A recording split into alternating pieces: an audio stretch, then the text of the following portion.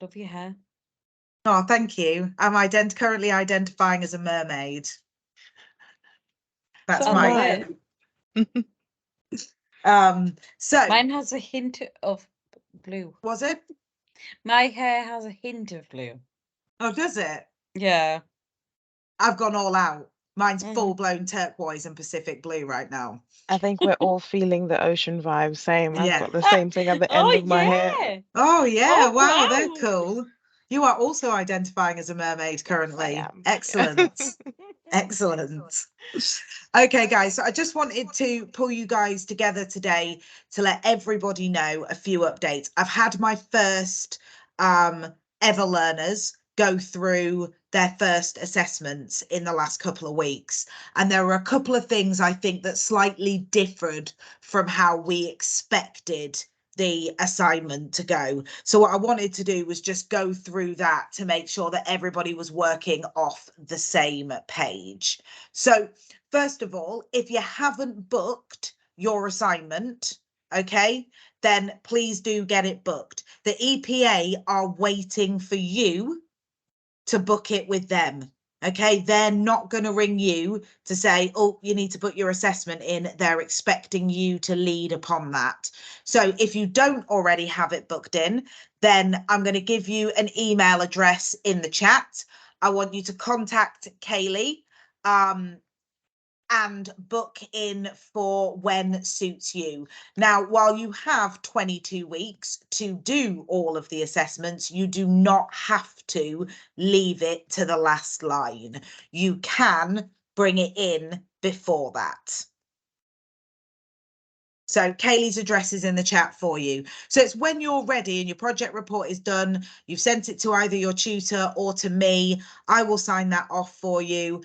And then that is you are ready to go. I think one of the most important changes was that they are doing the discussions and the presentations together. So it is a back-to-back assessment. So you'll have about a 20-minute, half an hour break in the middle. And you do them both at the same time after you've finished the project. So you will get 2 meeting requests put in the diary. One will be for presentation, one will be for the discussion. Now, I do know that the couple of guys that have gone through and actually fully completed the assessments on the day, they were given the opportunity to do them the other way round if they would prefer. So once you get there, it doesn't matter whether you do the discussion or the presentation first or last, okay? You need to make sure that you have got them your final report 20 weeks after you have had the 30-minute scoping call with them to sign off the project scope. And that's to give them 2 weeks to then review it before the final assessment is happening. Okay, so you need to make sure that you've got it done 2 weeks before your booked assessment date. Okay, and that's why I say get the date in the diary, because then that gives you your deadline to work to. Okay, you know, my assessment's on this date, my deadline is then to get my paperwork over. If you want me or one of the team to review that for you, please try to get us that with at least a week's notice, as they're, you know, coming in thick and fast at the moment. It does take a couple of hours to review them properly and give feedback. So please don't send me it 1 hour before you need to submit it, because I'll probably not be in the office and out in a meeting. So book some time in to get it reviewed before you submit. Now, one of the biggest things that I thought was really interesting was when they've gone in and done the professional discussion, okay, we weren't sure which way they would attack it, okay? So there was the option that they could go at it from the point of view of talking about the standard. So saying, you know, for knowledge 7, risk and opportunity management, what have you done within your portfolio to cover that? They are not going at it that way. They are simply opening up the portfolio of evidence that you have presented, and they are asking you questions about varying different pieces of evidence within the portfolio. Okay, they didn't start at clause 4 like and work their way through duty by duty. They jumped around a bit during the assessment, but it was always led from the piece of evidence that you've submitted, not talking about the knowledge, skills and behaviours separately that are linked to it. Okay, so stick to that preparation of what you did, when you did it, where you did it, how you did it, and if you're going for distinction, why you did it and what you would do to improve it. Okay, remember, if you're going for that distinction standard, it's all about justify and evaluate. Okay, so you need to take that response and the professional discussion that little bit further than just what you did and how you did it. Okay, so I thought it's really good to know, because it means you guys can prepare your thingies. And if anyone needs a prep sheet so that they can break it down, you know, my recommendation would be have your matrix that you did with your assessor during Gateway, where you mapped out where everything was going. Have that matrix printed out in front of you. Have each of your pieces of evidence printed out in front of you in order of the matrix.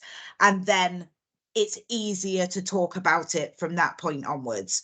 I have a little prep sheet that I've made over the last couple of months for people that basically just is an evidence called an evidence prep sheet, and it just asks you those 6 questions. What did I do? When did I do it? Where did I do it? How did I do it? What would I do to improve it? And why did I do it? Okay. So just gives you that, and then you can take that in as just bullet points, gives you that prompt for the discussion. If you're comfortable with it, just make sure that you're going for that distinction level. You need to evaluate and justify your evidence. It's not just about telling them what evidence you did. Okay? It's the last 2, isn't it? Pardon? It's the last 2, isn't it? So we've got why, how, when. Yeah, so what did I do? Where did I do it? When did I do it? And how did I do it are your pass. Why I did it and what I did to improve it are your distinction. Yeah. Yeah.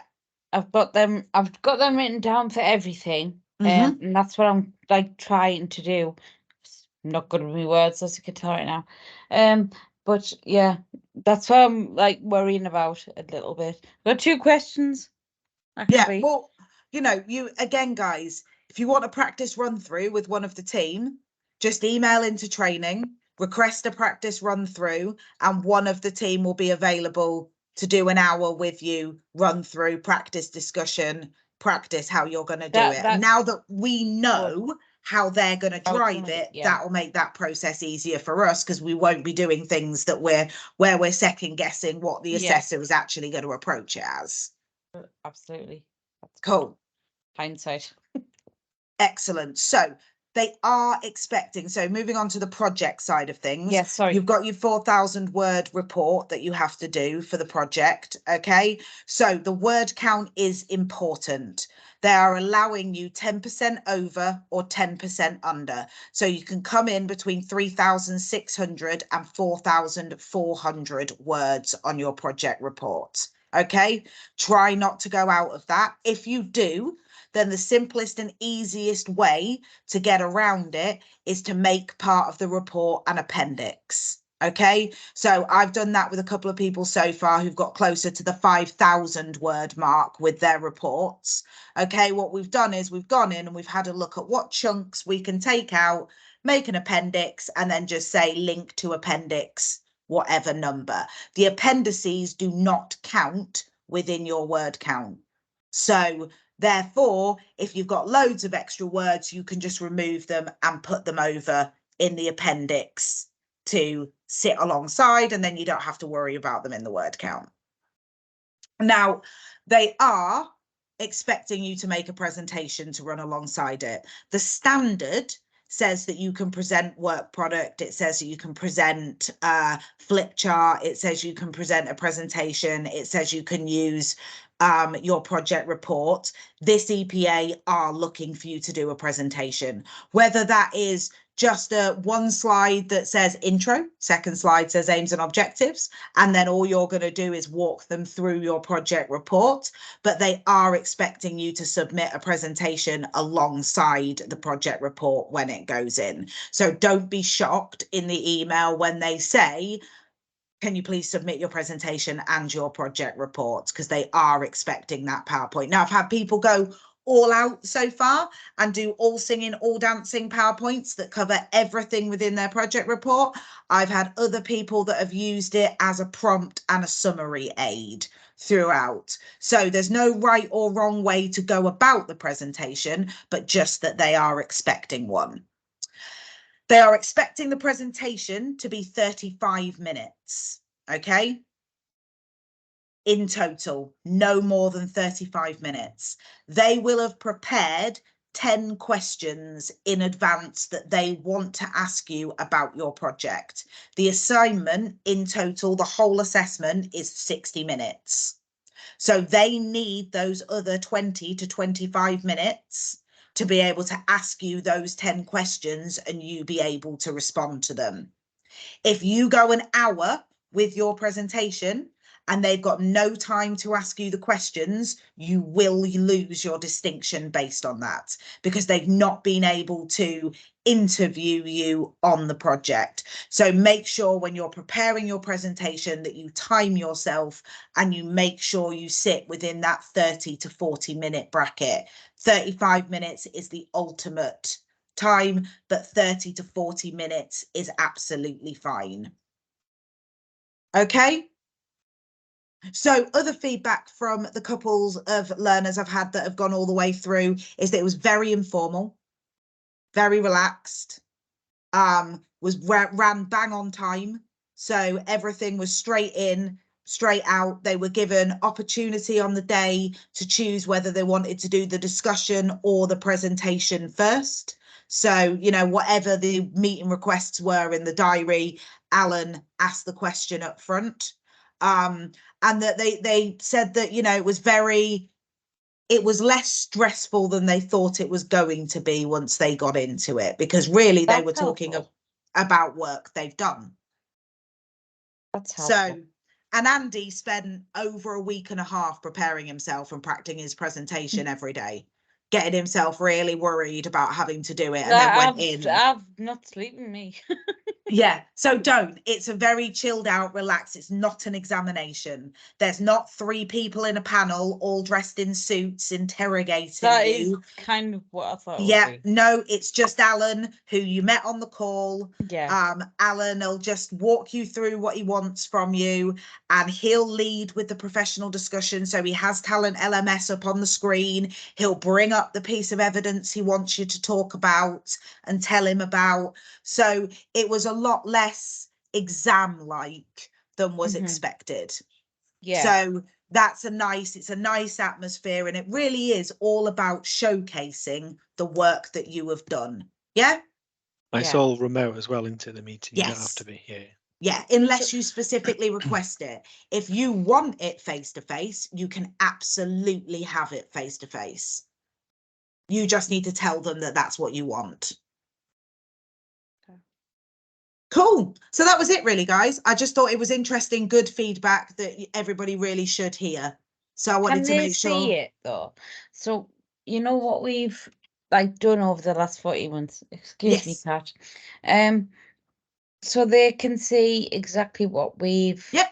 So they can see your Talent LMS portfolio exactly as you can see that's it, what and I can see it. Yeah. They can see every assignment. They've had that portfolio since the day I put you guys through Gateway. Right.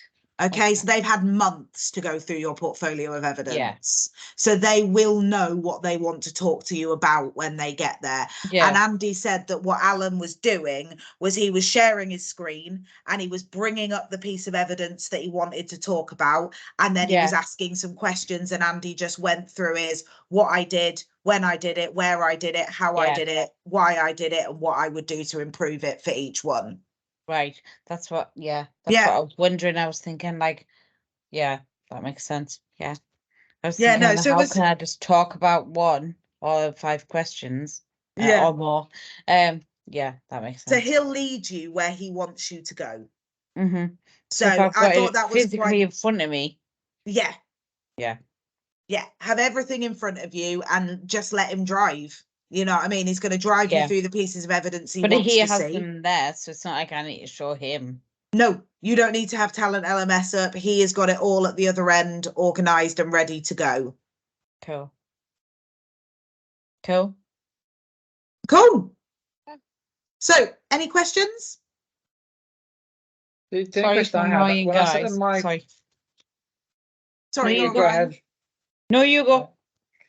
When I sent them my project and presentation, I didn't Yep. send them my appendices. So I'm kind of thinking they need to see Yes. those now. Yes, please do send them your appendices straight Cool. away. Yes, they will need Fine. to see everything. Because the one thing that when it comes to the project, the key standards, okay, and the things they are 100% going to talk to you about are risk assessment. Okay, so whether you did a failure mode effect analysis, an FMEA, or another type of risk assessment, they are going to talk to you about that. Measurement system analysis, 100% they will talk to you about your MSA, and they will want to look at any data control charts, any stats, and all the supporting evidence that you've put in. And I imagine Andy was saying that most of the questions he got were about the supporting evidence, because they understand what the project report is. They can read it. Do you know what I mean? But it's the bits of evidence attached to it that they want to understand a little bit better. Cool, Katie? Okay. I think you went on mute then, not off mute. Oh, sorry. Could you hear me, Kat? Sorry, was I breathing? I was sorry. Yes. I was like nodding along, and Ollie was meowing, but I meant to mute myself and said on mute. Sorry, but yeah. No, I What was your think question, babe?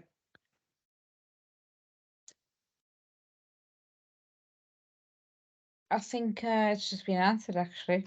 All right, okay, cool. Oh no, you know when so we're gonna have to chat them through the presentation. Well, we have to have a presentation. They've already, like you just said, I think you have answered it. We have it in front of them. Yes. How much Yeah. will they know? So when they ask you to submit everything, they'll ask you to submit the presentation, have and the submitted project everything. report, and your appendices. So when you get on the call, they will have had all of those documents for 2 weeks. So they'll know what you're presenting. They'll have read your project and they'll have looked at your appendices before you get there. But when I get there, will I have to present it like a new thing? Yeah, they might ask you to share your screen to show the presentation. I didn't ask Andy that question, to be honest, but I can double check if you like. Yeah. Okay, I'll ask him. I did send them that, but then I thought, hang on. So I knocked one together, but yeah, because I was thinking if he's already read it and just say, well, this is this, this is this. Yeah, is no, this. they want you to walk through the 35-minute presentation. Yeah, So whatever yeah. the presentation is, you've basically just got to deliver it. Yeah. Yeah. Okay. Yeah, no, that makes sense. Can I hear that? Pleasure. Hear that? You sure? No, yeah, no, that's great. Cool. Anything else, guys? I just got one more thing for you, but that's just at the end of the call. Okay, cool. No worries. Right. Well, thank you very much. I appreciate that. I'll stop the recording here. I'll pop it on the YouTube channel so it's available.